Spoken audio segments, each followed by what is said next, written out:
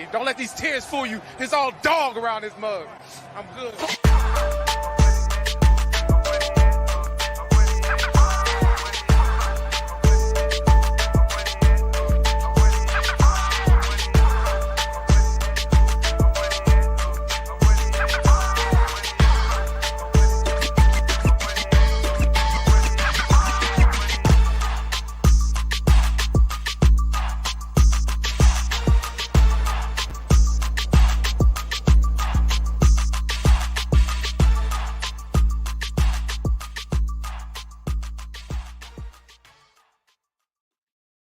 Hey, what's going on, Who Dat Nation? It is yours truly, TJ Jones. And yes, I am the host of the State of the Saints podcast.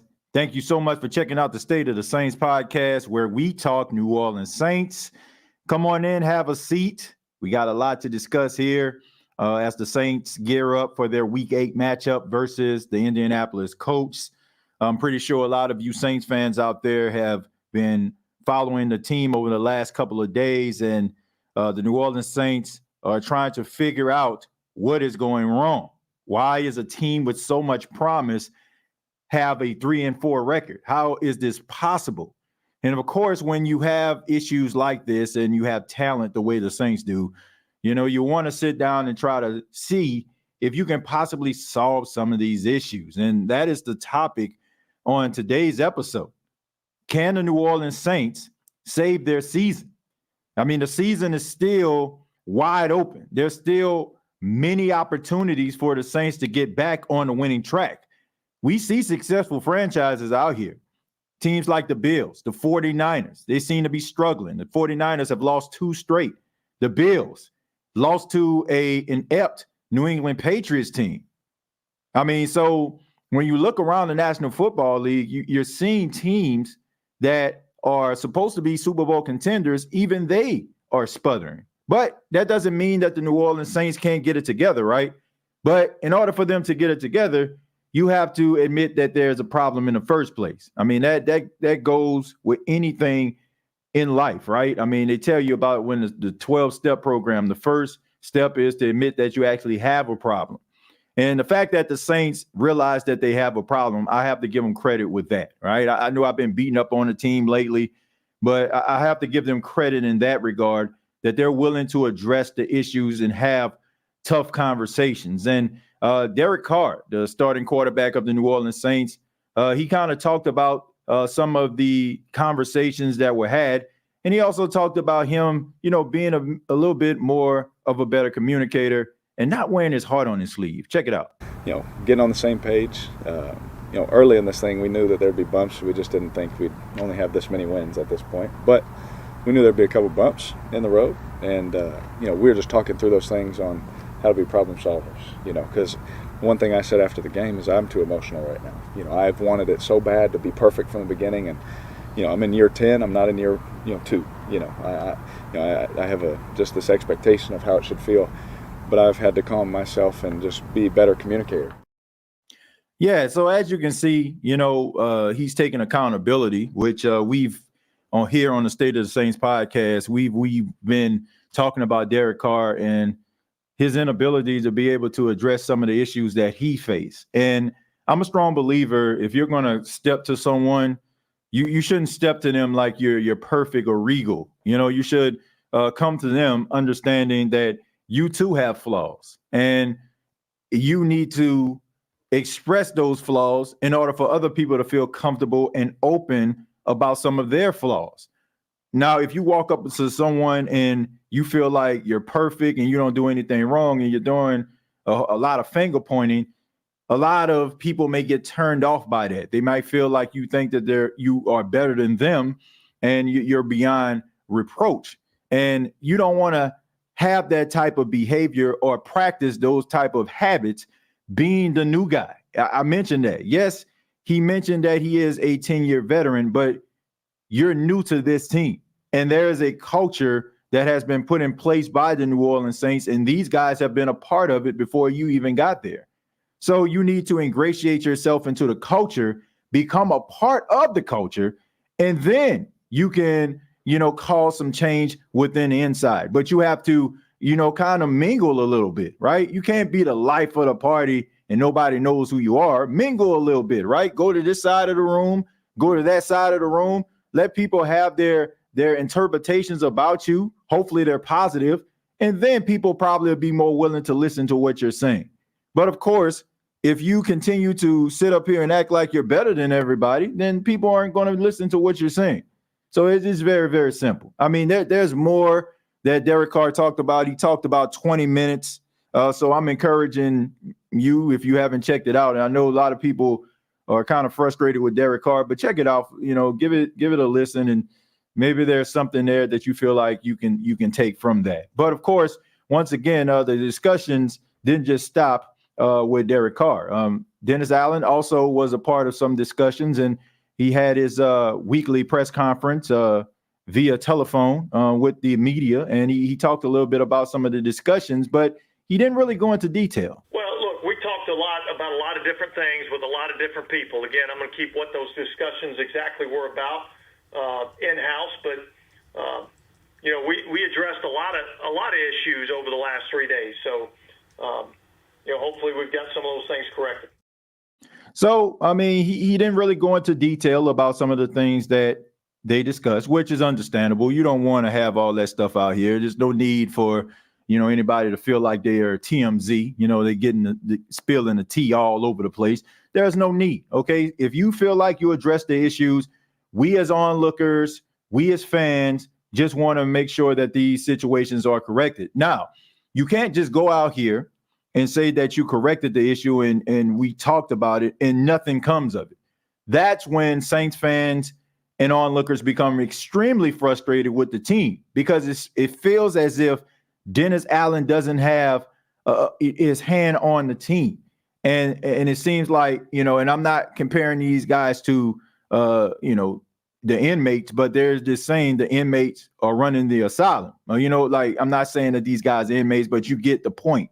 It seems like you don't really have as much position, if you will, than you feel you do, especially if guys aren't responding to, constructive criticism and trying to get better. If you're just saying, oh, it's going to get better, but we're not seeing that, on the field, then that's a problem. And that is a culture issue. And that's when people feel that the New Orleans Saints need to go in a different direction. But, there were several things that were talked about throughout the week. And, there's some things that I'm going to get into throughout the show. So I hope everybody is doing okay. Definitely going to be reading some of your comments as we continue with the show. But there are a few more sound bites that I want to get into. There was some great stuff.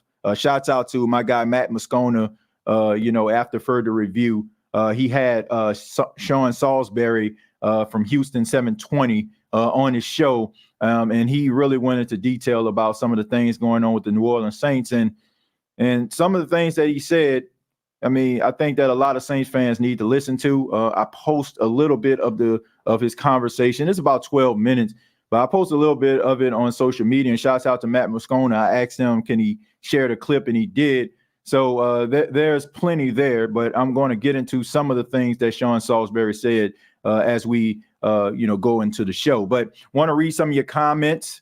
It says, TJ, the host, do you believe in Derek Carr was fire, bro? You touched on everything from top to bottom. Damn. Well, look, James, I really do appreciate that, man. The only thing, and my mission is to give people great conversation and things to talk about. Like, I know sometimes people think that I want people to feel the same way as me, but that's not the case. I just want to give people my perspective. And if you don't agree with me, that's fine. There's no need for anybody to come up here and just say, you don't know what you're talking about. Look, at the end of the day, this is stuff that I feel. Now, there are certain things that I become privy to because of fine folks that work with the team. But for the most part, I'm just giving my perspective. Like, I'm just behind this microphone. So, I mean, I'm the main one talking for the most part. But everybody's entitled to their own opinion. If you like Derek Carr and you're not feeling what I'm saying, that's fine. Like, you feel like you haven't seen a large enough sample size of who he is or what this offense is, that's fine. If you're still on board with Pete Carmichael or Dennis Allen, that's your prerogative. I don't know why, but that's your prerogative. And, I just try to make sure that I give you all, as good content, the best of my ability. And I appreciate that, James. Thank you so much, man. That's very kind of you. It says, first step to change is realizing you're part of the life cycle. Can't evolve without being involved. Honestly, I'm about to get a little personal with y'all, but this is just the case, right? Before I met my wife, I've dated several women, you know what I'm saying? Like I did, and it didn't work out, and sometimes, when we're in relationships, we're always talking about, man, this person did this to me. This person did that to me. And we never tend to look at ourselves in the mirror and say, what was the one common denominator about this? And sometimes it's not so much about what you're bringing to the table. It's about what you are accepting as well, right? But you got to have those tough conversations, right? I don't want to be in this position anymore. You got to look at yourself.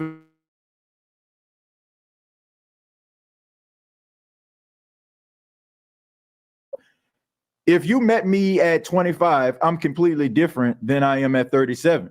And it comes through learning yourself to become a better version of yourself. Now, I think a lot of that is incorporated with my wonderful wife and my son. I think that kind of like tabled me down a bit as well. But it's about learning who you are to be able to make those type of adjustments. I think the worst thing a person can do is look at everybody else and never look at themselves. I don't care if you are right in the situation. There are still situations that you go through. There's still something that you can learn from it, right? It's rather you're learning to stay away from environments that got you feeling the way that you do, or it's about maybe adjusting yourself to a point where you can become better in the next situation. Regardless, there is learning lessons everywhere. But when you stand up there and you're saying you're not doing this and you're not doing that, and you're not taking yourself into account, it rubs people the wrong way. Don't just take this as me talking about Derek Carr. Try to use this in your own life, because I know I do. Learning from your mistakes, getting better, not just finger pointing and saying you did this, you did this. We know that don't work. How many married people or people in relationships are in the chat right now or listening right now? When you start finger pointing, your significant other zones out. They zone out. Like they're not listening to you because they feel like all you doing is berating them, and they're not listening to what you're saying. And there may be some validity or some merit behind what you're saying, but at the end of the day, nobody is going to tune in because you're coming at them as if you're hot-ish. And if you're not hot-ish, and they know you're not hot-ish because they live with you, because they deal with you, because they date you, they know it. So don't come to them that way. So I like the fact that Derek Carr actually took some of his shortcomings into account. That will go a long way. But if you come to people and telling them to run up the field, meanwhile, 2-3 series ago, you overthrew them, or you didn't even look their way when they were the hot read. I mean, of course, they're going to get upset and tell you to get out of their face. I mean, that's just how it works. That's just the name of the game. All right. But speaking of the game, we got to talk a little bit more about, the actual football game and also Derek Carr. Once again, I mentioned that Matt Moscona, shouts out to Matt, man, one of the best to do it out there in Baton Rouge, man, one of my favorite personalities, not just that talk Saints football, but just in general. I just think that he is one of the best storytellers, and he has mastered that art. One day hopefully I can aspire to be that. But he has Sean Salisbury on the show. And Sean Salisbury is a former quarterback. He's out there in Houston, and he does a really good job. He's on ESPN still. And he talked a little bit about the Saints and some of the things that they were actually going through. One thing that stood out to me were a few of these clips. And I'm encouraging everybody to make sure that you look at it in its entirety. But he talked a little bit about, we'll go with this one. He talked a little bit about a Raiders coach. He had a conversation with them about Derek Carr, and this is the story he told. Check it out. But I have a very close friend who's been on staff that he's been on. He said Sean works his ass off, prepares, loves to play. He said, but you just keep an eye on him as the season rolls along in a game that of bigger magnitude.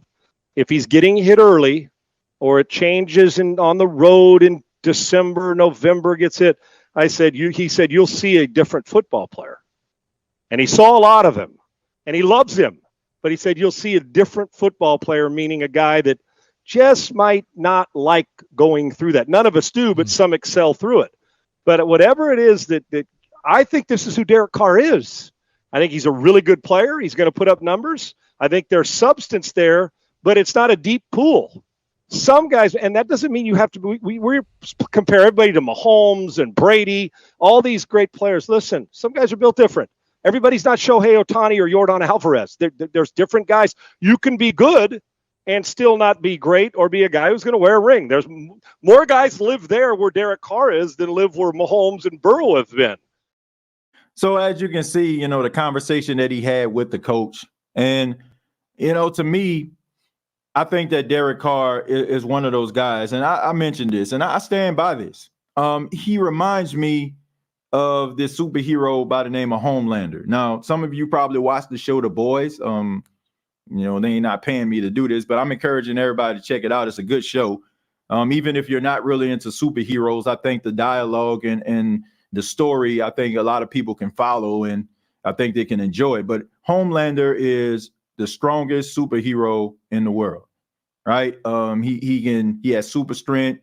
He basically has that laser eye vision that can just eliminate any threat. But in the midst of all of that, Homelander has this undying thirst to be loved and admired by every single person. And anybody that gets any more attention than him, he finds himself like panicking or looking at that person as a threat. So to avoid being a villain, he says and does all the right things in order to get people on board with him. But behind closed doors, he's an a-hole. Like, seriously, he's not one of those people that really practices what he preaches. He just says and does the right things because it makes him look as if he is legit. And I get that from Derek Carr. Like, I really do. I really feel like one of the issues that have plagued Derek Carr is not so much about his talent. Because here's the thing. When you're talented, think about all of the quarterbacks that were talented. Like, you can go back to the biggest bust to ever play in the NFL. Like, you can go back to like Jamarcus Russell. He had talent. He was the first overall pick. But it was some of the practices that made his talent not be the top priority. It was not ingratiating yourself in the Raiders culture. It was not really putting your best foot forward. It was all of the little things. It wasn't so much about his talent. Now, if Jamarcus Russell with his talent tapped into his full potential, he probably would have been one of the best, but he didn't.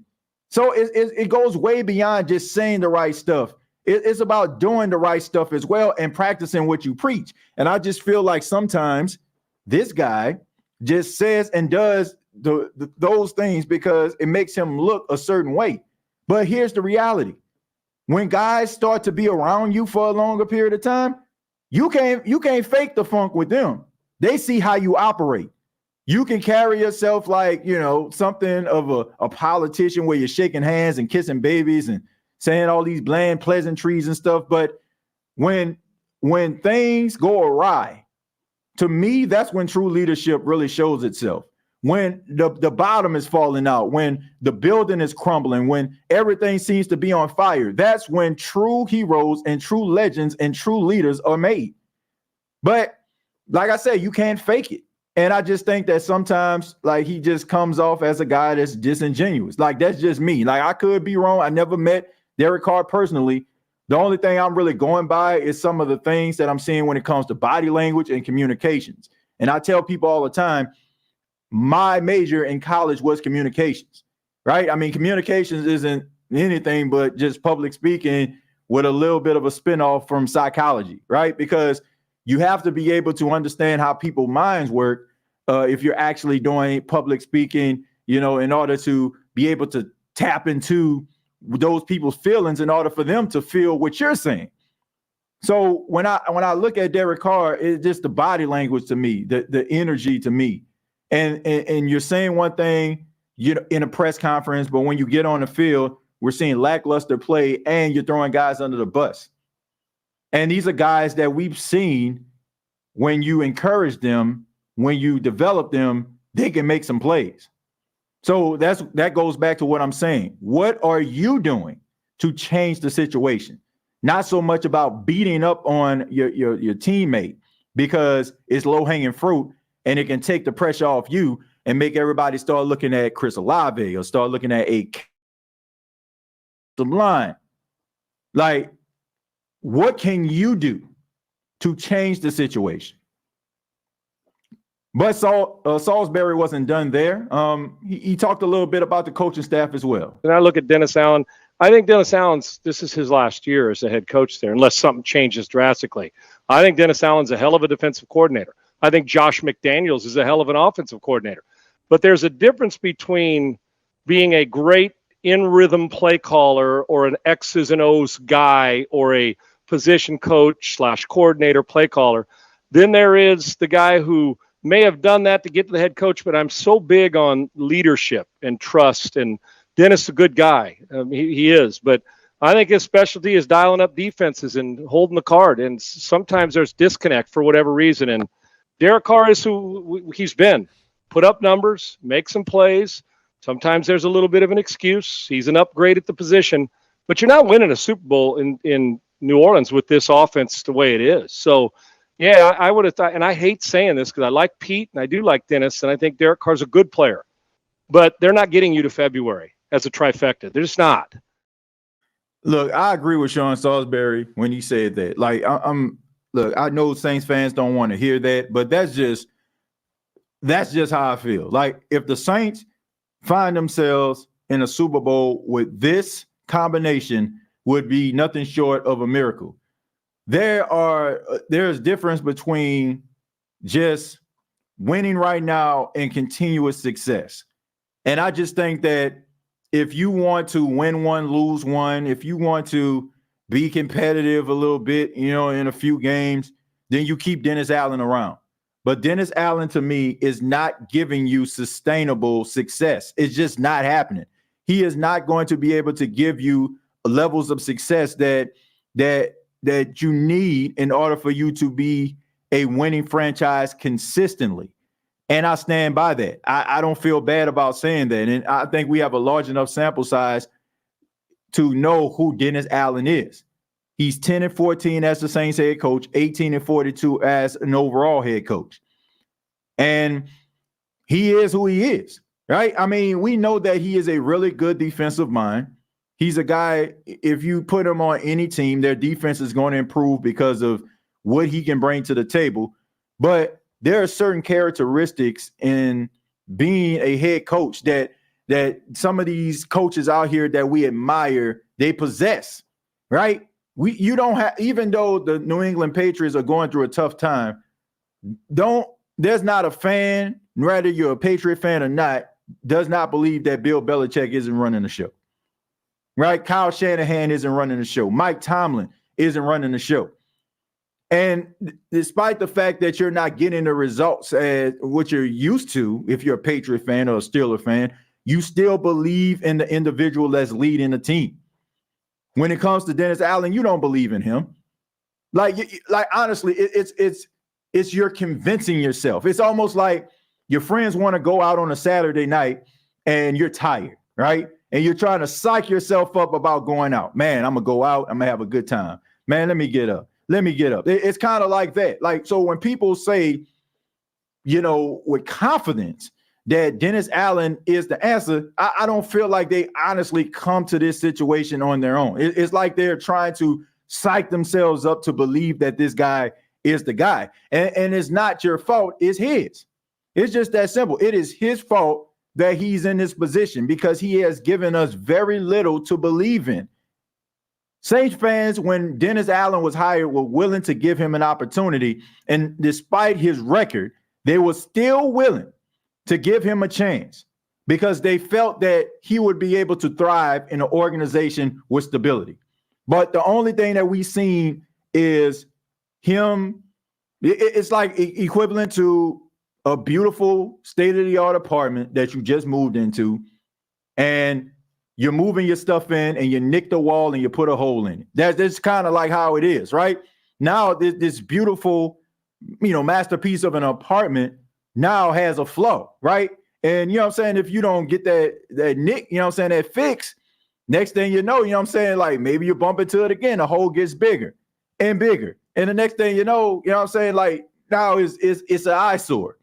That is what is going on right here.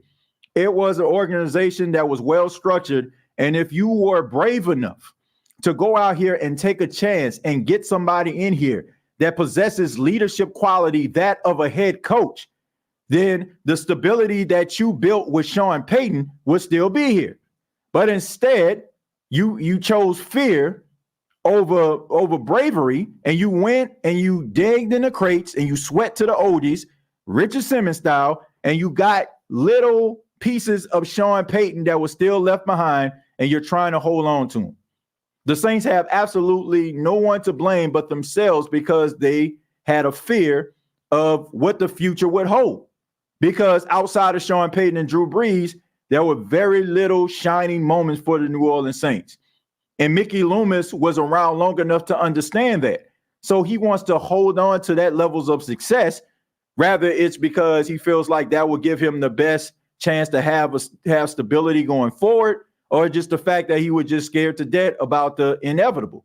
But regardless, the fact that you were afraid about the inevitable has put you in this position that you're in right now.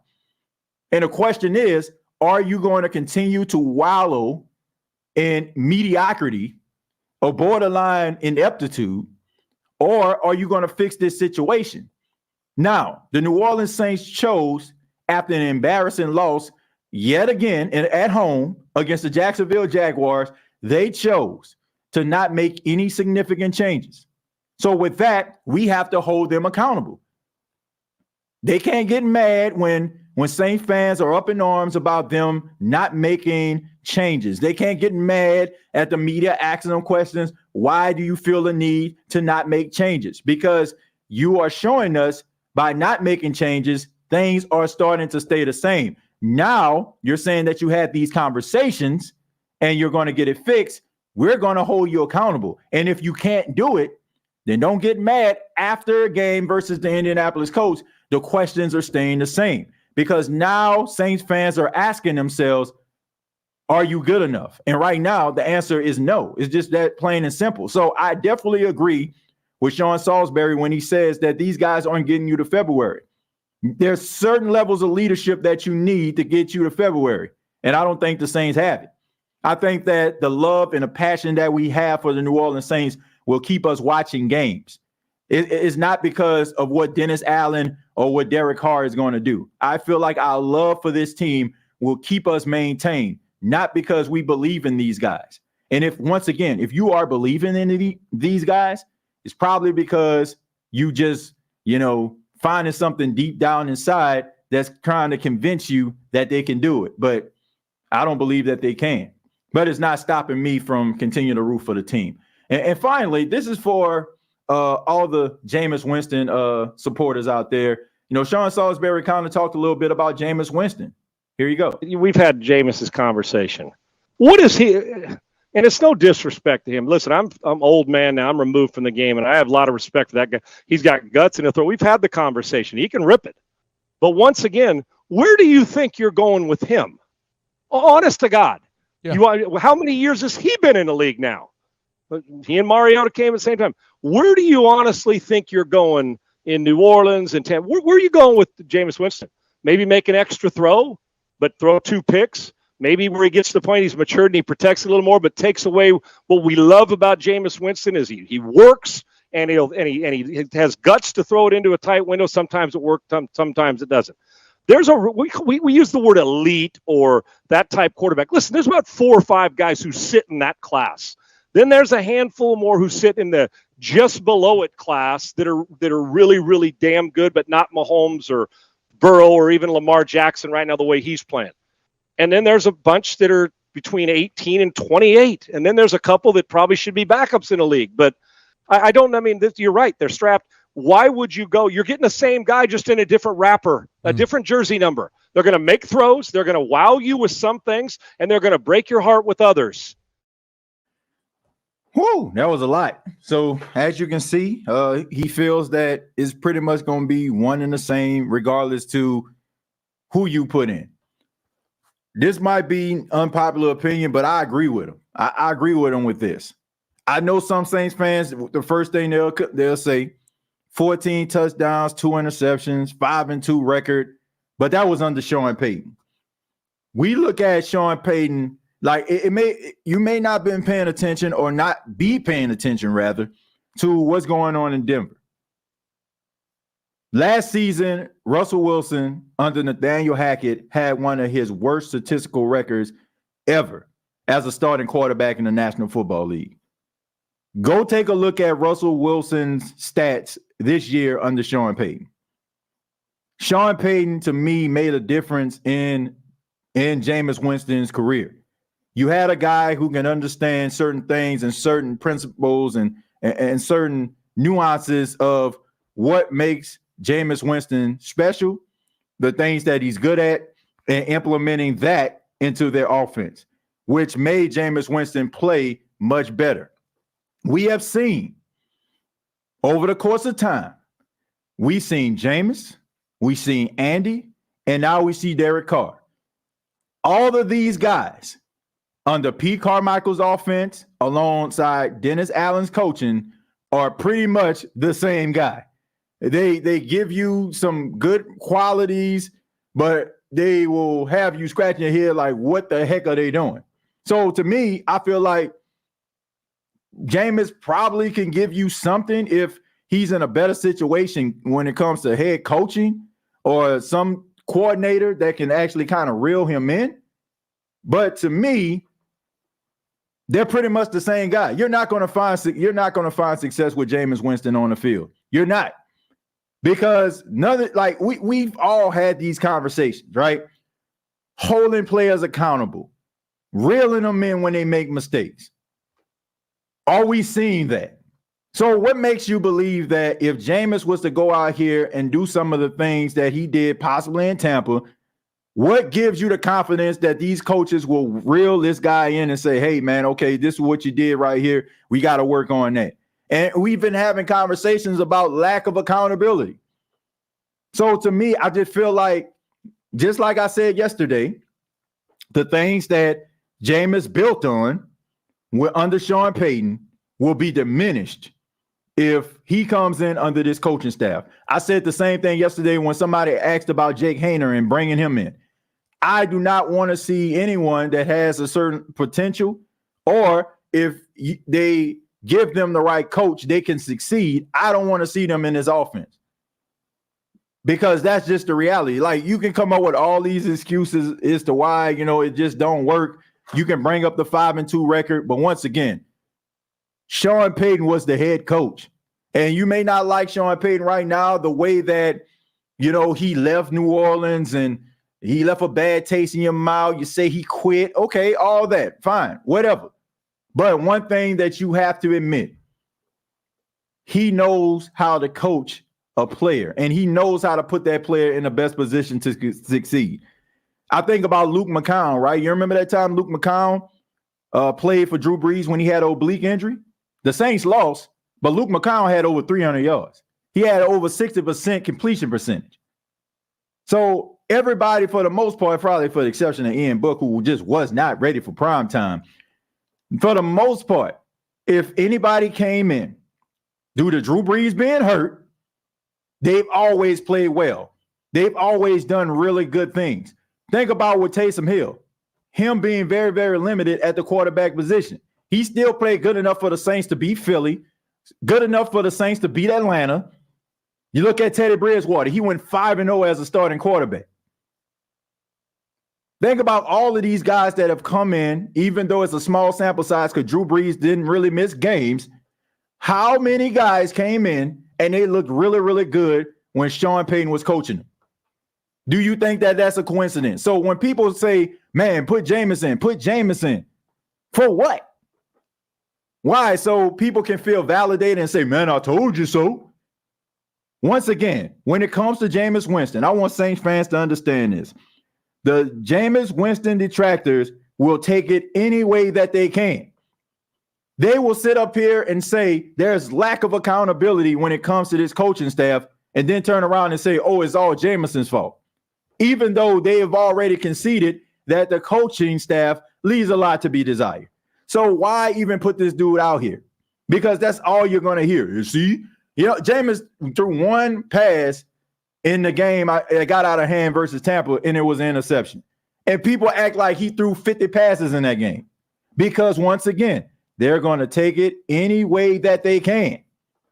So why put him in that situation? Why would any Jameis Winston supporter want to put Jameis Winston in this situation? I don't want to see him out there unless something was to happen to Derek Carr to a point where he can't play, then bring Jameis out here. But I would like to keep him on the bench because to me, you're not going to see much more because you don't have a coaching staff that consistently holds guys accountable. Like, look at what happened with Chris Olave. Like, he was speeding through a neighborhood. Now, I'm not expecting for the Saints to suspend him or anything like that, but the way he was talking as if this dude, like, I don't know, man, just was obeying the law. Like, yeah, we talked about it and he understands it and we understand it and he's not going to do it again. Slap on the wrist. Like, this is the type of things the Saints do when it comes to accountability. This is what they do. So if a guy goes out there and he doesn't put his best foot forward or he makes a mistake, who's grilling him out on the sideline? Who's saying what you doing? So that's what I'm saying. Like, I want people to understand it. I understand what he's saying because the Saints aren't going anywhere regardless to who playing quarterback right now. And Jameis Winston supporters, to be honest with you, I wouldn't even want to put him out there. Why? Why? So everybody can just say, oh, man, he ain't giving us what we want. It's all the same. Even though they already conceded that this isn't an coaching staff. I don't want to see it. For me, TJ, hearing those words hurt, but they were real. Yeah, I mean, look, we all want Jameis Winston to find success for the most part. Some people already wash their hands with him, but for the most part, people just want him to have an opportunity. But with this coaching staff, he's not going to get it here. How many times have we saw that they just don't want this guy? And to be quite honest with you, I'm glad that they don't because his confidence would be shot as well. We saw Jameis with that broke back in week 1 under DA, shaking my head, stopped the cap. He had a broken back. Look, you can say whatever you want. You can make any excuses that you want to, but the Saints, under this coaching staff, Jameis Winston was not going to have sustainable success. Like, you may want, like, that goes back to what I'm saying about believing that this team can actually go all the way. You're convincing yourself that that's the case. That's just not it. Like, sorry, it's not happening under this coaching staff. What, like, you're basically saying that Jameis Winston is the only player that can rise above this coaching. Look at some of these great players the Saints have. Look how Alvin Kamara, he's showing you flashes, but he kind of stuck in neutral for the most part.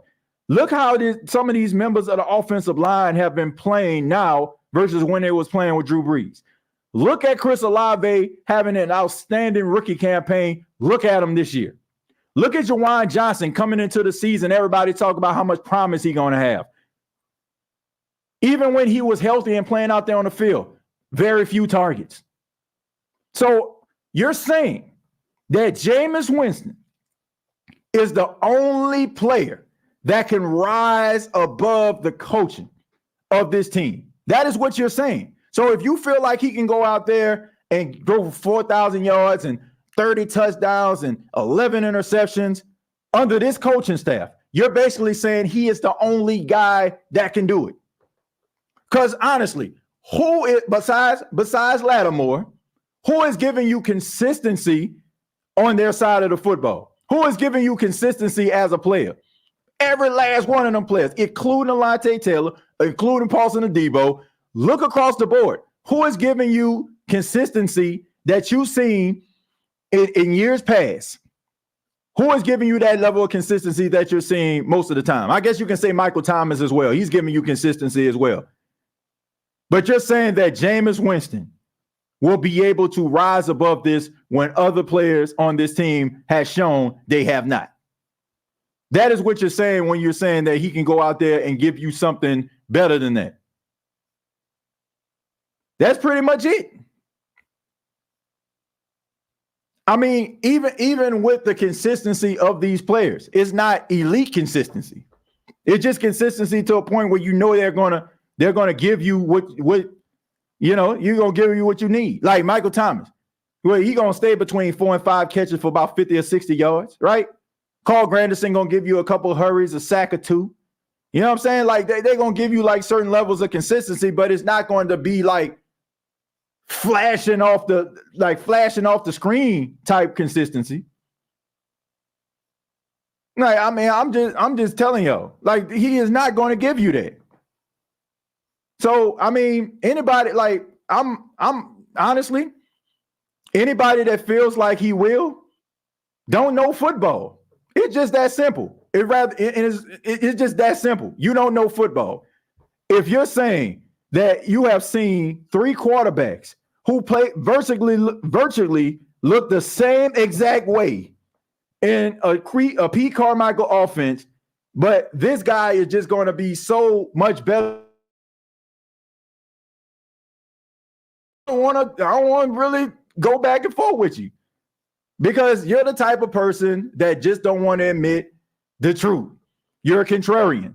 Anything anybody else says, you're going to basically try to find a way to counteract what they're saying to try to make yourself look credible. Or you're going to try to go on other people's shows, trying to make it seem, try to be a star and try to counteract what they're saying to make them look like they don't know what they're talking about. But in reality, you look like a complete fool. Anybody looking at this team that has some level of sense will see that no matter the talent at the quarterback position, under this coaching staff, you will leave a lot to be desired. That's simple. I'm not arguing with anybody anymore. You can put as much comments and all that kind of stuff in a chat as you want to, but you're a contrarian. You're a contrarian, plain and simple.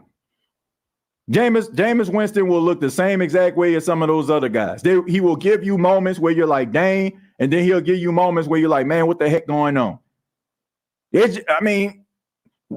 What have you seen? Andy Dalton, Derek Carr, Jameis Winston, they all, like, under this coaching staff have given you moments of brilliance, and they've given you moments where you scratch your head, leaving you frustrated, like, what the heck is going on?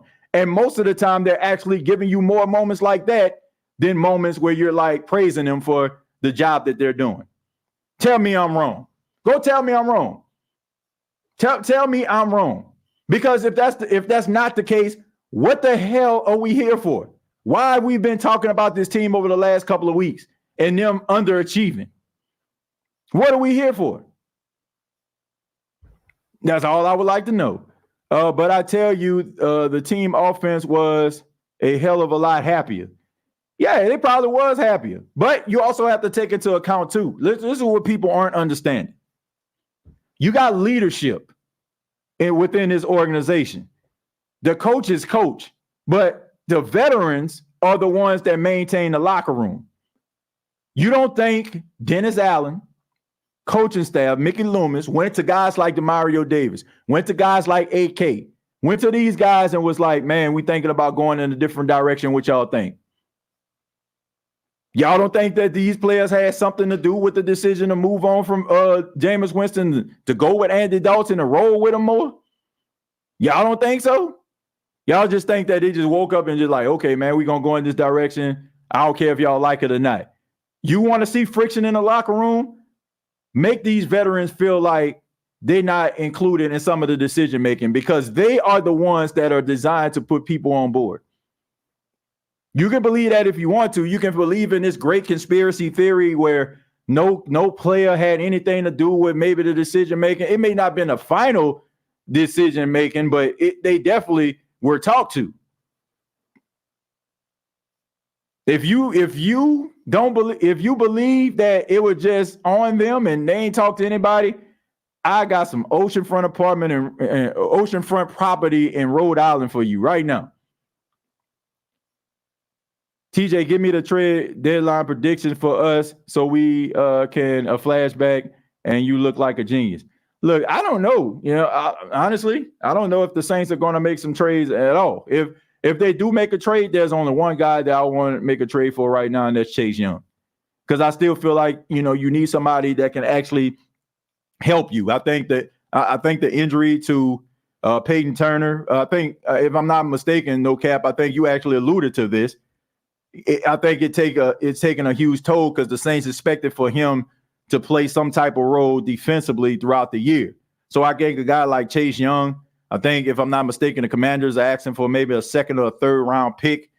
If you look at the New Orleans Saints, they already got 2 second round picks. If you want to use one of those picks to give to the Commanders to bring in a guy like Chase Young, you got a guy like Cam Jordan that's getting up there in age. So bring in a young, scrappy defensive end. I understand he has some injury issues himself, but when he is on the field, he's one of the best defensive linemen in football when he's upright. So that's somebody that I feel like they can take a look at. But I don't know, the Saints making that type of commitment, being cap struck, dealing with some of the issues, and Mickey Loomis already alluded to he's trying to get within cap compliance over the next couple of years.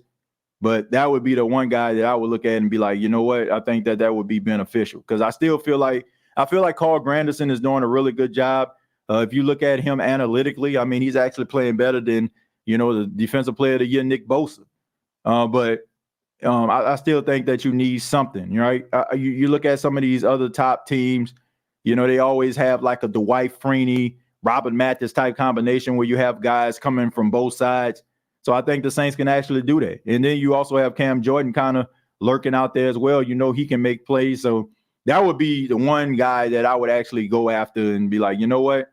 I think that they need to go with that. But other than that, look, when it comes to the offense, unless you're about to get like a top offensive line and you're about to, get somebody that still has a little bit left in the tank where, he can probably seal up one particular side until you actually draft another guy, then, I think the offense pretty much straight. Like we don't have problems with Shaheed. We know if you give Shaheed better opportunities and call better plays, he's going to be that dude. Chris Olave, same way. Mike T, same way. AK, same way. This is not an issue offensively when it comes to the skill position. Like I've heard people like, man, the Saints need to go after Jerry Jeudy. Why? So he can't get the ball too? You know what I'm saying? Like the offense is not really an issue when it comes to their skill players. It's mostly like offensive linemen, and some of those struggles. But, if you're trying to get another offensive lineman or something that has some credibility, like let's just say, for example, like if you want to trade with the Dallas Cowboys for Tyron Smith, now that he's getting up there in age, he kind of got a little Teron Armstead thing going where when he's in a game, he's extremely productive, but he's going to miss some time. But, you get him out there for maybe, for a short period of time. But why would you want to make a trade for a guy that you're only going to be using for the most part, for one season until you actually draft someone else? So, I mean, to me, Chase Young would be like the only logical guy I can look at that I feel like would be a difference maker right off the bat. I hear you, TJ, but Dennis Allen is 18 and 42 as a head coach. I don't think he talked to no one. I mean, not a soul. He doesn't do anything right. Yeah, I mean, I think he talked to him. The question is, will it register with the team? Will it register with the team? Do I feel like it's going to register with the team? If guys have any sense of pride within themselves, I feel like it will. But do I feel like it can be like it's probably going to be a strong enough message for them to play better versus Indy? And if they just so happen to win against Indianapolis, then I feel like everything just going to be absolved and everybody just going to be talking about how great they are and they're going to start believing their press clippings and we're going to be right back where they were. one thing about Sean Payton, he always kept guys' eye on the ball. I mean, we all know about some of the classic things that he did to motivate guys. We know about Reggie Bush, coming out there with the bat. He bought all the players' bats, bring the wood game, right? Reggie Bush took it personal, bringing his bat out.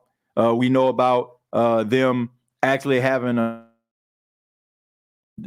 season, right, of success. And then we also know about him giving everybody cheese in the locker room, telling them don't eat the cheese. So, I mean, we know that he did a really good job at keeping guys motivated. I'm concerned that Dennis Allen is basically just keeping guys motivated to win one game, right? But then when they win, everything's fine. And, we kind of like taking a back seat because we feel like winners. We are winners. And next thing you know, you just kind of slip on a banana peel again. So that's my whole entire point. Like, it's not sustainable success. It's almost like, once again, it's like your kid cleaning up his room and you're telling him, man, this room is a pigsty. Clean it up. Like, what are you doing? Clean up this room. Of course they're going to listen to you because they understand like the bass in your voice or, the aggression that you're using. Like, they know something going to go. Other parents out here that still believe in the ride probably going to get a spanking. It's just how it goes. Like, they're going to clean up the room because they don't want they don't want what could possibly happen, right? Some level of punishment to happen to them. But if you like come back, everyone clean, and you talking about it for the next couple of days, like, man, he showed clean that room, but you're not instilling consistency. Like, if they clean up the room, this is what the room needs to look like. Or are you checking back with them every couple of days, like, man, you got that room straight? I seen some clothes on the floor, man. You got that room straight? That is what it's about. You got to keep these guys interested. Think about this, man. These guys are young. They're rich. Like, they can basically do anything that they want. They can buy anything they want for the most part. They got beautiful women, like basically slide into their DMs. There's all type of levels of distractions. There's all type of levels of distractions. You got to keep these guys' eyes on the ball. If you just have them just thinking, okay, man, we good this week, man, we going to be straight next week, you're going to fall right into the same old practices. Plain and simple. You got to keep these guys motivated. Agree, TJ. I respect young playmaker ability. I respect everybody's ability on this team. Like, seriously, I know my only issue with Chris Olave is, number one, I feel like number one monikers for a number one receiver should be earned. It's not just, all of a sudden this guy isn't what he used to be, so now you're our number one. Because I think Saints fans, too, how can you fall for this twice? Like, seriously, didn't we do the same thing with Traquan Smith? We just dubbed him, and guess what? By dubbing him the number two receiver, he kept us extremely frustrated when he had 2 catches for 23 yards. We just gave him the moniker of number two. He didn't earn it. And that's what kept us up at night when it comes to his performances. That's what made us upset, that the Saints just kept him around over and over and over again. You got to earn it, man. What happened to the days of actually earning something? Don't just give it to somebody. Let them earn it. You do not, like, the talent is there. When I talk about Chris Olave's talent, like, it's a completely different conversation than being a number one. He has all the tools that is needed and that is possessed to be a number one receiver, but you have to earn it. You have to earn it. You may have all the tools to be one of the top executives at your job. You might have all the tools to be a great entrepreneur, but if you don't put in that work, it will never happen. And you will be the best that never was. I know some of y'all probably seen that 30 for 30 with Marcus Dupree, the famous running back out of Oklahoma, who he actually played for the New Orleans Breakers back in the day. The best that never was. You have to earn it. And you don't earn it by quitting on plays. You don't earn it by being frustrated that the guy don't give you the football. You don't earn it by having questionable body language in crucial situations. That is not how you earn it. And I tell people, man, just like I came out here and I was lobbying for Derek Carr and I turned around and I said I was wrong. If Chris Olave comes out there and he continues to perform and he rises above the occasion, I will eat the biggest bowl of crow that you ever seen in your entire life, because I'm not just stuck on just being right. Look, call me out if I'm not saying something correctly. I don't care. But I'm not going to just give someone something just because it seems like you should. When I do this podcast, I want y'all to understand, ain't nobody give me nothing. You here today, I feel like I earned that through every podcast I've done. Ain't nobody give me nothing. Ain't nobody give you nothing. You're at your job right now. Guess what? If you get paid this Friday or next Friday, it's because you put in that work. Ain't nobody give you nothing. They gave you opportunity. But what's an opportunity if you're not using it and utilizing that opportunity? It is something that you have to earn. Stop giving people just stuff just because they look the part. Make them become the part, and I'll be glad to give them that opportunity. But I'm not giving anybody nothing if they ain't earned anything. It's just that simple. Honestly, don't give me anything if I didn't earn it. Simple. He has the tools, who that nation.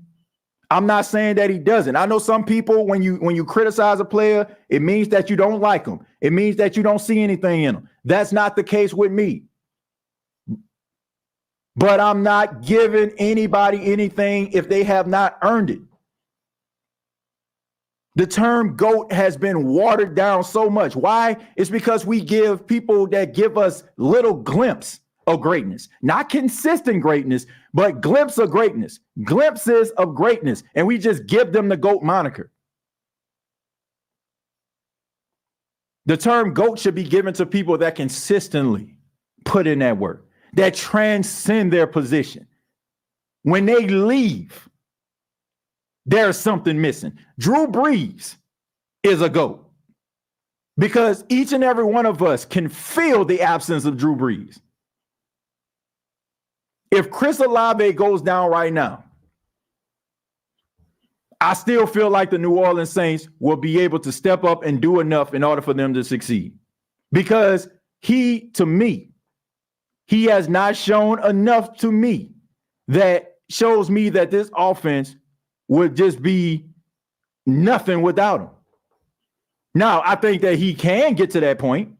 Like I said, the talent is there. Like, anybody see this dude play, it's there. If you seen him play at Ohio State, it's there. If you seen him play last year in some parts of this year, it's there. But I'm not giving it to you for free. You got to earn it. Don't give people those monikers if they have not earned it. Number one wide receivers had nothing to do with the incident. Absolutely not. Like, no. I mean, come on, man. We see this all the time. We see great players get into trouble. Number one defensive ends, number one cornerbacks. I mean, we see this all the time.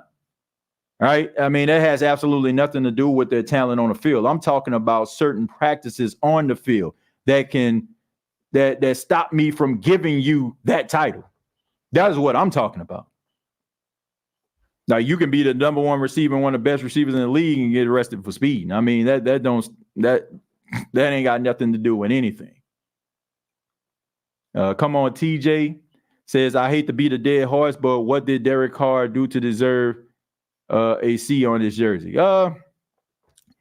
Look, Derek Carr possesses leadership qualities, right? I mean, the things that he says, the things that he does moniker that of a leader, but most of the time, they'll give a seasoned quarterback that C on their jersey, Sometimes it's to make them feel like, they are the leader, and sometimes it feel like guys have earned it. I think that him coming in and the fact that you had a lot of guys who were excited about him coming in, lobbied for him to come in.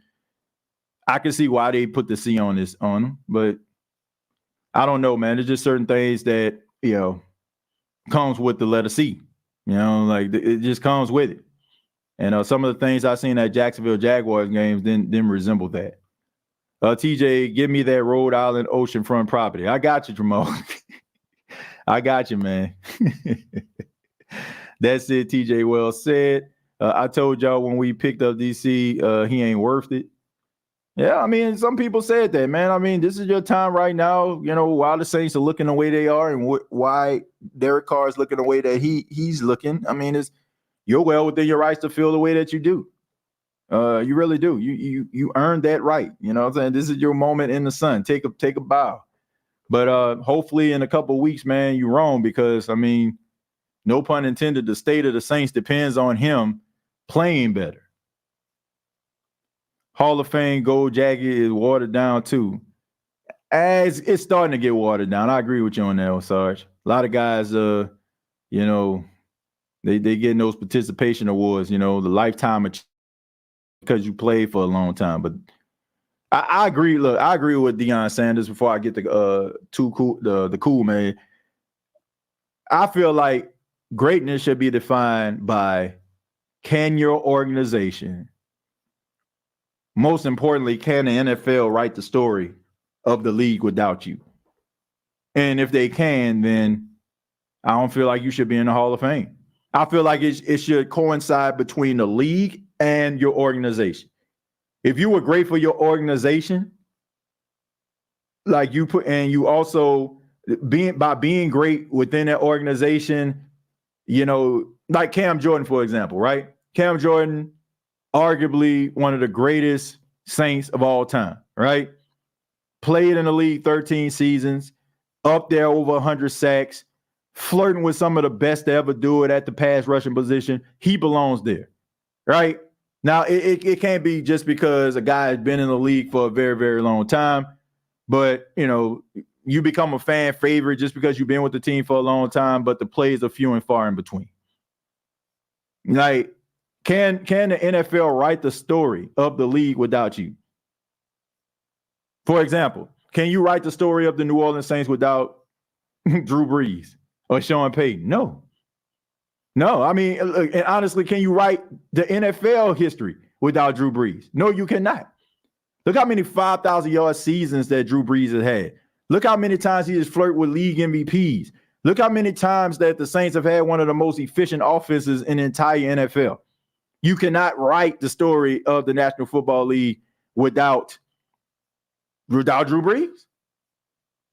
So to me, I feel like if they can, like it can't just be like it can't just be because you won a Super Bowl too. Because if that's the case, Trent Dilfer won a Super Bowl. Joe Flacco won a Super Bowl. Joe Flacco was Super Bowl MVP. Nick Foles was a Super Bowl MVP. But none of those guys are going to go to Canton. None of them. So it can't just be because, you won a Super Bowl. Can the NFL write the history without you? That is, to me, that is what determines a true Hall of Famer. When I heard DA in the locker room last year after one game of the first game of the season versus the Falcons, he thought he would get a free ride with him getting to stay doing what he does and let Pete take Sean's place. Yeah, I think so. But he has to have his hands on every single thing. He has to have his hand on every single thing. It can't just be, I'm a defensive coordinator masquerading as a coach. It can't be that. Can't be that. It got to be more than that. It have to have a little bit more substance than that. I'll take a few more, and then we're going to go ahead and get up out of here. 164 people watching this right now. I ask that you hit the like button if you enjoy the show. And subscribe if you're new to the channel. DB, after his prime, runs circle around DC. Yeah, I mean, look, that ain't even close. I feel like right now, Drew Brees at 43, 44 years old, probably can go out there and play better. Drew Brees at 44 years old, the Saints are a playoff team. We all know this.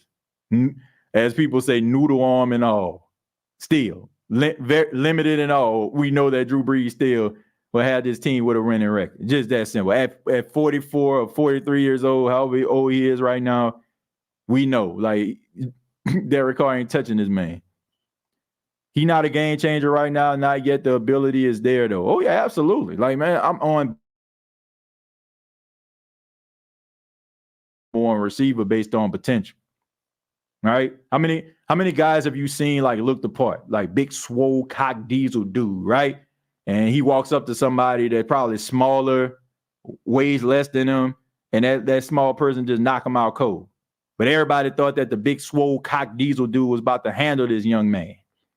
I mean, sometimes you may look the part, right? But I got to see you do it. I got to see you do it. It takes more than triceps and biceps here, right? It takes more than just, elite speed and route running. Like, you got to be able to put all that stuff together and consistently and show leadership qualities in the face of adversity. Now, you got to be able to do that, man. And the team got to be able to count on you, even when the ball not going your way sometimes. Let's see. I feel like Shaheed is the number 2 right now behind Mike. You put Rashid Shaheed on any offensive innovative team that has an offensive innovative coach, and Rashid Shaheed one of the best rising stars in the league. You put Rashid Shaheed with the Rams, and Rashid Shaheed going to be a top receiver. Like, to me, the Saints are basically squandering this guy right now. If you put Rashid Shaheed on the Miami Dolphins, like, this dude would be one of the biggest fantasy football pickups that are out right now. He has that type of talent. He has that type of ability. Like, the Saints are privileged to actually have this dude in-house. Every time he touches the ball, something magical happens. So can you imagine if somebody was drawing up some plays that was innovative and creative for this dude? Can you imagine? Like, this dude would be what Darren Sproles was in that magical offensive season for the Saints back in 2011. That's what he would be for this team, because he can do so many different things. The Saints are holding him back. It's almost like when Alvin Kamara was in his rookie season in 2017, right? There was a few games. Okay, it was that first game that we saw flashes. It was a preseason game versus the Chargers, and Alvin Kamara ran like a 71-yard touchdown or something like that, and it got everybody so excited. But the first couple games of the season, it was like, what was going on with AK? And I want to say the Saints play Arizona and end up losing or something like that. And Sean Payton went to the podium and said, you know what the Saints do? Number one, they got rid of Adrian Peterson. They decided to roll with the thunder and lightning dynamic of Mark Ingram and Alvin Kamara. And in that Detroit Lions game, he took off. Offensive rookie of the year, giving us great moments. I mean, top player, all these things. It's because he let him loose. If you let Rashid Shaheed loose, if you get a coordinator up in here, watch. We all know what's coming. I don't care. It's rather two things about to happen. It's rather Pete Carmichael going to get fired. That's going to come across the wire, or the Saints are going to have him save face and they're going to get him to step down. Watch next year if the Saints get a competent offensive coordinator, which I pray that they do. Watch how good Rashid Shaheed is. And if the Saints actually open up the playbook and swallow their pride and maybe, get like Ronald Curry involved and maybe get some other, minds up in there to try to help out. Watch how successful Rashid Shaheed is with the football. That dude is special, man. I'm not just saying this. Look, when I first seen this dude, when I first seen that jet sweep versus the Cincinnati Bengals, and I seen a couple more plays, 33-yard pass down the field against Tampa, I said, this dude reminds me so much of Antonio Brown. He reminds me of a young Antonio Brown. Not on the field, not personality-wise. That guy is special. And if you have an offensive-minded coach, that dude can be one of the best players in the league. I know we don't want to, we probably don't want to accept that. Oh, man, he's where'd he come from? Weber State or, undrafted. That dude is special. I'm telling you, he's like, that dude can be like a generational talent special. Like that's how good he is. And the crazy thing about it is he hasn't even scratched the surface of how good he can possibly be. Because he's a decent route runner, but if he stays with it and becomes the elite route runner, that dude will be virtually unstoppable. He'll be like one of the top receivers in the league. I'm not just saying this. I'm not sugarcoating. It's certain qualities that you see in guys. It's certain things that you see and be like, man, this dude is special. Rashid Shaheed is special. And I feel like the Saints are holding them back. Give this guy a better coordinator, and I guarantee you he'll be one of the best receivers in the league. Pending, he stays healthy, which he has been over the last couple of years. TJ, I was trying to see what you think about going after Harbaugh before you go. Think it's a great idea. Based on what's going on in Michigan, I think it's probably time for him to exit stage left. We all seen things, coming across the wire about Jim Harbaugh, leaving. There was talk about him going to Minnesota, going to other teams, but I think that would be a good idea. If I'm Mickey Loomis and everybody is wondering, am I a good GM or I would just a recipient of Sean Payton and Drew Brees, I would go out here and get Jim Harbaugh. Because right now, the Saints need leadership. They need someone that the fan base can believe in, that knows that he will run a tight ship and he will hold players accountable. And if you combine the fact that Jim Harbaugh has successful NFL experience on top of what he's doing at Michigan, so he knows how to handle grown men, he knows how to handle young men evolving into grown men. So he has the best of both worlds. We've seen him get the best out of quarterbacks like Colin Kaepernick. When he left, I'm talking Harbaugh. Kaepernick took a huge step back. We've seen him do it with Alex Smith. Unfortunately, it was at our expense when Alex Smith went out there in San Francisco and threw a pass to Vernon Davis, knocked us out the playoffs in the divisional round, broke all of our hearts before the whole 2018 thing happened. I like Jim Harbaugh. I like him a lot. I think that it would be a good fit for the New Orleans Saints because I think that this team needs somebody like Jim Harbaugh, a guy that can see things, a guy that can hold guys accountable and, do their job. And if guys aren't, you're not afraid to make the tough decisions. I agree. Shaheed looks like he can be something special. He can with a better coordinator. TJ, the cliche, it ain't about the size of the dog in the fight. It's about the size of the fight and the dog. Yeah, I know what you're talking about, man. I know what you're talking about. It's about the size of the fight and the dog, man. I always like that saying, man, because, it's just true. Like, you can't judge a book by its cover. It's all dog around this mug. Yeah, you can't judge a book by its cover, man. A few more, and then we're going to get up out of here. Kevin says, if Rashid Shaheed was in most snaps, would grab, yeah.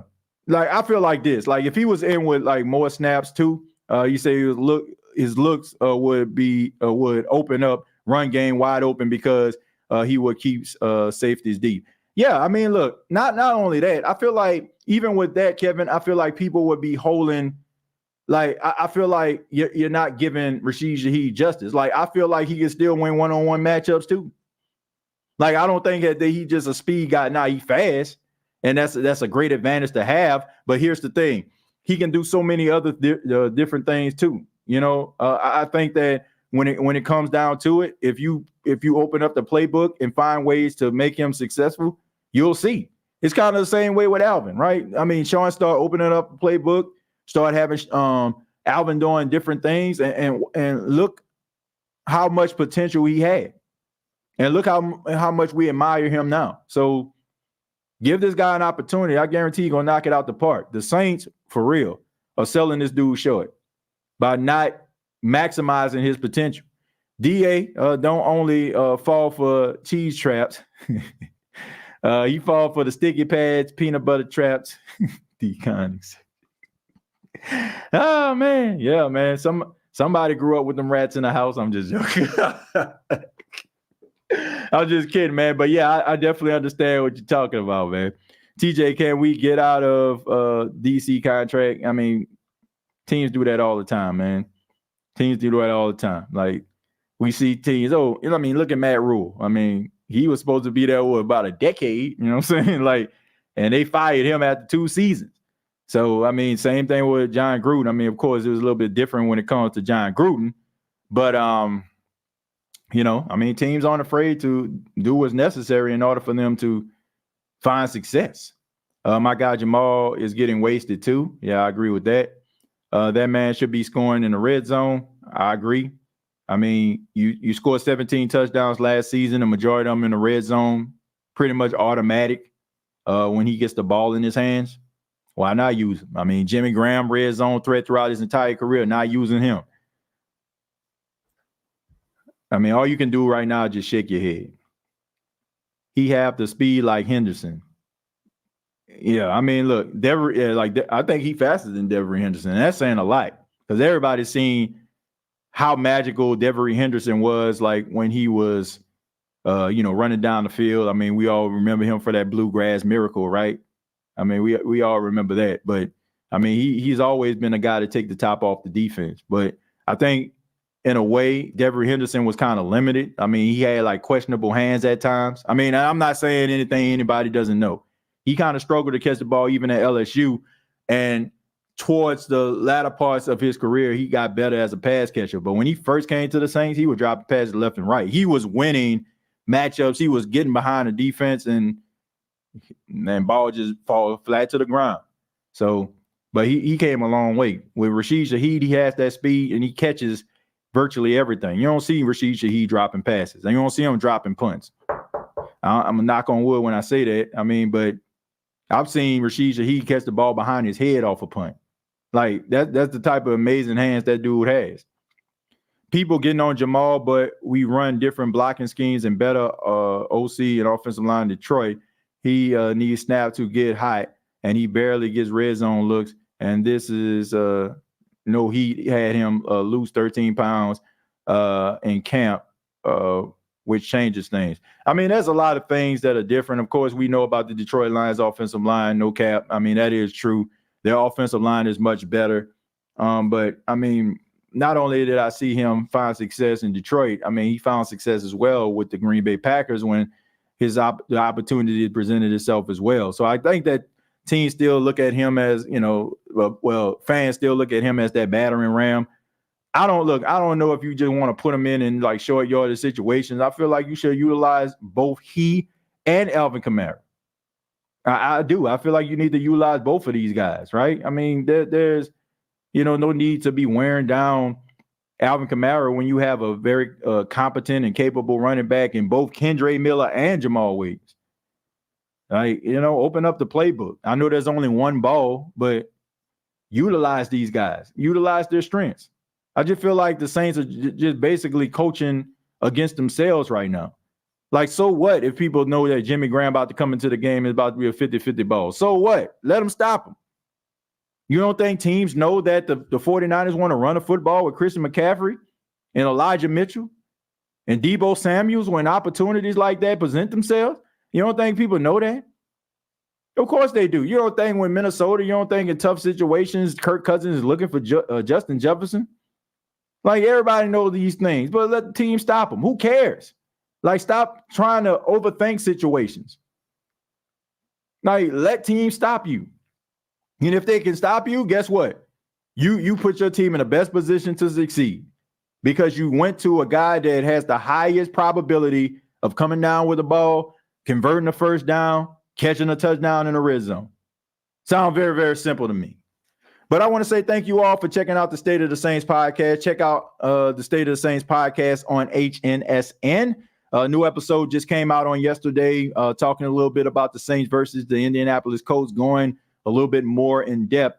So make sure you download the HNSN app. Also, I have to mention the fine folks at manscaped.com being the official sponsors of the State of the Saints podcast says fresh ball fall is upon us and you need to be in a festive spirit. Light a candle, get some pumpkin spice, and make sure your balls look nice with the sponsor of today's show, Manscaped. Nature may clear the leaves and the trees, but you'll need Manscaped help to get you ready for that sweater weather. Get your pants, puppies prepared for cuffing season. All right, everybody know about cuffing season. With their trim as refreshing as the fall breeze by going to Manscaped and using the promo code State of Saints, it will save 20% off of your purchase. So shouts out to manscaped.com. Use the promo code SOTS and you will save 20% off. Shouts out to those fine folks, man. Been working with them. I think this is my second season working with them, man. Always good, always professional. And shouts out to them, man. They send these different type of products for us to try out. So I can tell you, man, they definitely work. and it's very definitely helpful, you know. So shouts out to them, willing to send those products. So I won't just be sitting up here lying to y'all. Like, they actually really do work. So go to manscaped.com, use the promo code SOTS, save 20% off. You'll thank me later. Ask that you hit the like button if you enjoy the State of the Saints podcast. Previous episodes available on Apple Podcasts, Spotify, iHeartRadio, and Anchor FM. You can follow me on X, formerly known as Twitter, at TJAY Jones 8. I'm so used to saying State of the Saints. TJAY Jones 8 is the place to be. Follow me on X, formerly known as Twitter. I really do appreciate your time. Much love to you. Sorry if I didn't read your comments. It's still all love, man. I appreciate the support that you all give. We'll be back tomorrow to talk a little bit more about the New Orleans Saints Week 8 matchup versus the Indianapolis Colts. What do the Saints have to do to win? We'll talk about it next episode. Till next time, all I got to say is, who dat? Hey, don't let these tears fool you. It's all dog around this mug. I'm good.